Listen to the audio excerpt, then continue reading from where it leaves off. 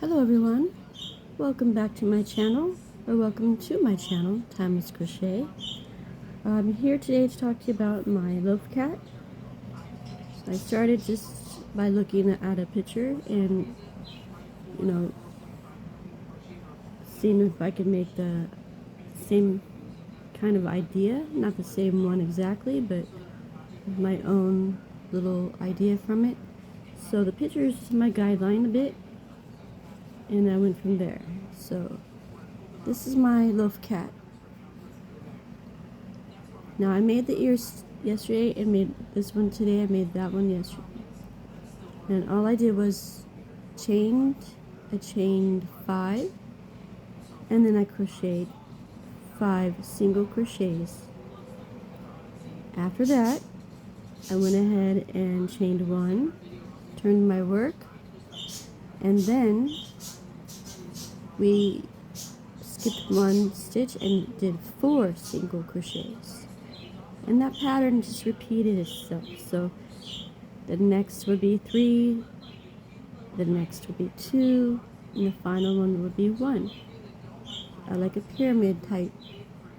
So that's what I've learned from my past experiences on making ears for, or I don't know if I really did it, but I did make ears for turtles. Well, turtles don't have ears, but I know I just, cat ears on a hat I did. So I have made them before. I just can't remember what year that was. I think it was 2018, around there.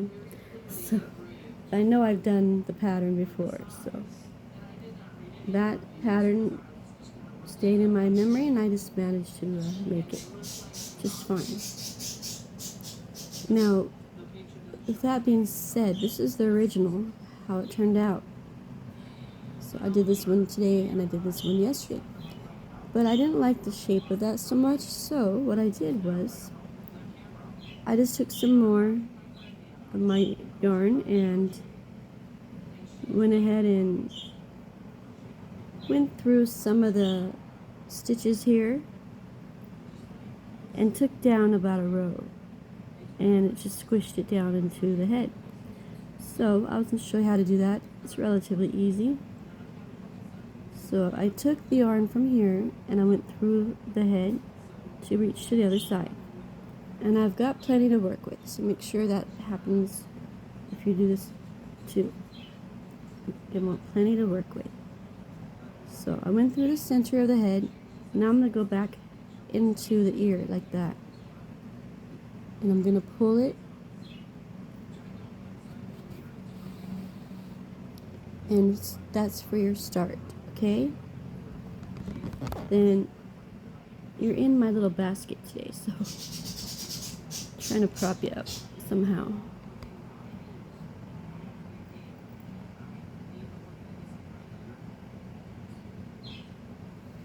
Okay, so let's put something underneath my basket. So far, I like the video and I don't want to change it. I just need a little something underneath it. Let's see here.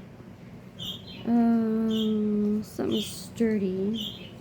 How about my Eeyore wallet? So we're going to lift you up, everyone. Now we're going to put you under here. There we go. Okay, I think that works, yeah.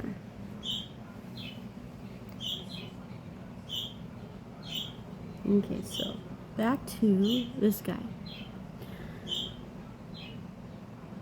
The birds have been very happy this morning and very talkative to me. My budgies have been really coming to me. I think they missed me when I was gone for a bit, last couple weeks. Okay, so now that we have our start into this ear,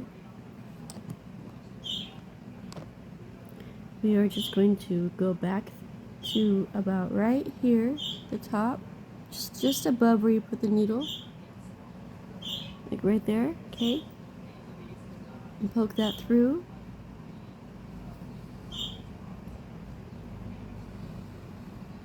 And then you go back to the other side, and it's right there. Then you go through the head. So you want to go through the head right here. but manage to go up to the ear, not through the face. Okay, got to get back up to the ear area. And watch, it's just gonna squish each time you pull it. You want to pull it too, and then you go back through the ear again in another spot next to it, and then you're gonna pull it tight so you can see a difference in the height of it. Okay, and then you go back to the back side, go through the head,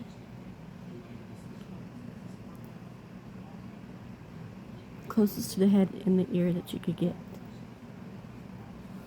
and pull it. Okay, and just keep pulling.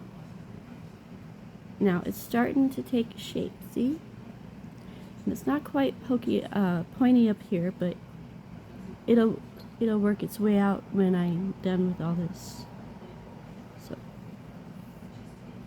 now go back through this stitch here. And so instead of just restarting the whole thing, I decided, nope, I'm just going to make it work this way. And it turned out fine. It's still connected to the other side. My skein of this is in the basket there. My little basket I got. Okay. It's a little tight, so you just give it some tugs without ripping anything, of course.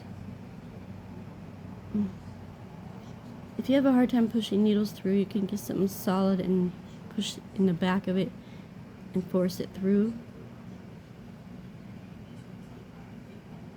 It just is being tight right now, but it's going. There we go. So that's gonna pull through. See how the difference is? And with this work, my bed is, I noticed, a little jiggly, and I apologize for that. Okay, so we still have a lot more to go, at least another layer down. We're gonna make it another layer down. And I noticed that tension also does matter in the quality of ear that you make, so be aware of that. Too tight won't make it too tight, and maybe I should have done that in this one, but I didn't. So yeah, you can make yours a little tighter. I think they would be smaller, you know. So I'm improvising with shrinking my ears this way. Did you see that shrink, or was I not on the? Okay, now go back through another stitch from the back side. Okay, we're on the back again. So I'm going to take it up a layer, a notch, or whatever you want to call it, up to there probably. See how that goes. Now we're going to go back to the head in the back of the ear, and it should shrink once we pull it, right? There. See that shrink? So yeah, that's what you keep doing, but don't do it too much. You want to make sure it matches your other ear. Go back to there again and pull through on that one, and go back into the head again and under the ear.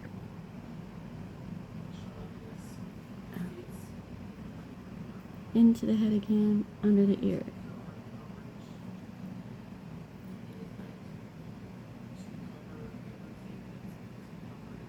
Okay. It's a little bit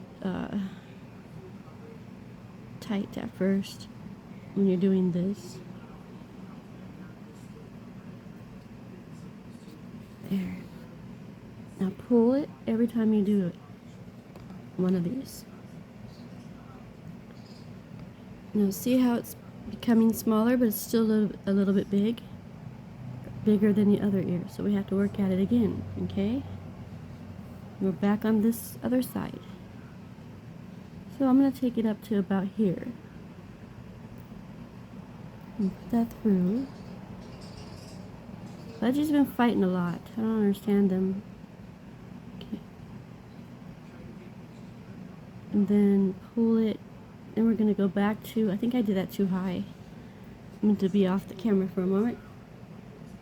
Oh no, it'll be fine. It's pulling it down. See how it shrank? See the difference? There. So that way we can just go back into the head again. Go back into the cat head. Into the other side again, towards the back, okay? There we go. It's a little tight because it's thick right here. And I made it through. I'm going to pull, pull, pull. Should get around that other ear. Keep pulling until you can make it shrink. Like so. Isn't that neat? Pretty cool idea. There, I solved my problem. See? Now they're pretty much both the same. But we're going to finish it off and it should end up the same. And I remember when I closed this one up here, I still had some yarn sticking out. And when I did this one, I didn't do it as tight. So I'm going to have to get some more yarn and fix that before we're done with this ear. So if I have enough up here, I can just weave through and go to the top and fix it without starting a new thing for my needle there. You just do that as well. Now go back. Let's see, about right here into that ear.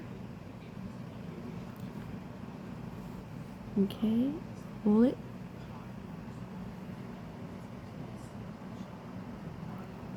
I'm going to go back to the front and we're going to go into the head again and out the back.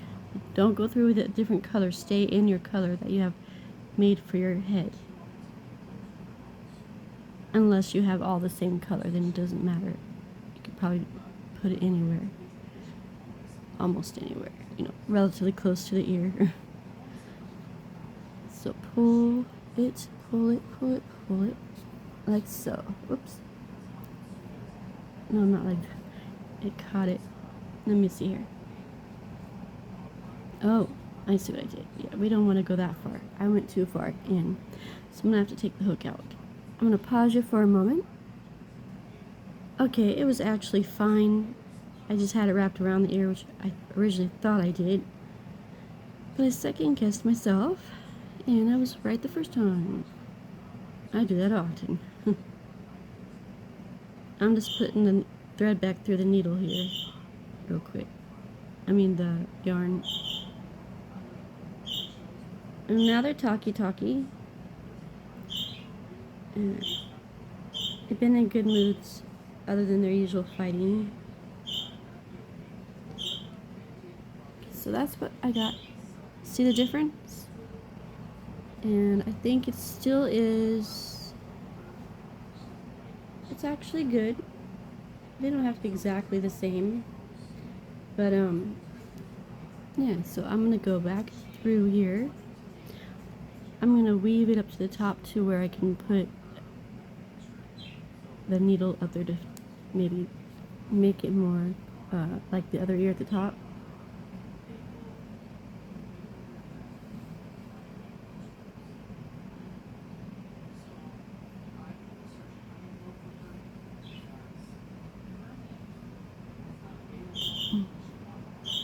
There, we're at the top now. You want to make it tight. Keep pulling. And then check your work. Looks cute. I like it. So I'm trying to make the top more pointed like the other ear. I'm going to have to go back through here to go to secure it though. So we'll do that, you know. Back through the top. There, that helped. Let me see here. So now we have that kind of tip. There. So I think I'm going to just close it off by weaving into the back. So that's the back looks like.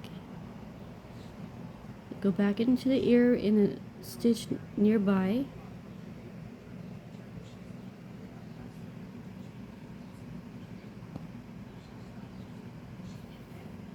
Alright, I can give it another tug.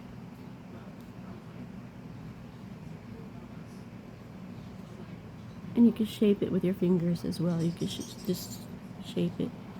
And then I'm going to go back onto the back side and just weave in and then cut. So that's what we're doing now.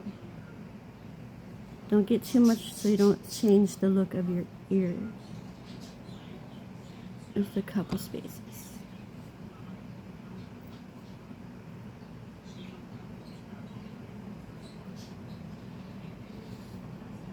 I think it's a little more bouncy when it's on that basket than my box.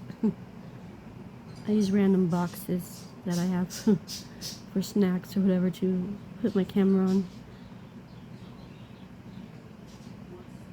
Okay, so I think that's good here. I don't want to force it. I've learned also, don't force things unless you really have to. Just let it go and it should be fine. So I'm going to cut that now.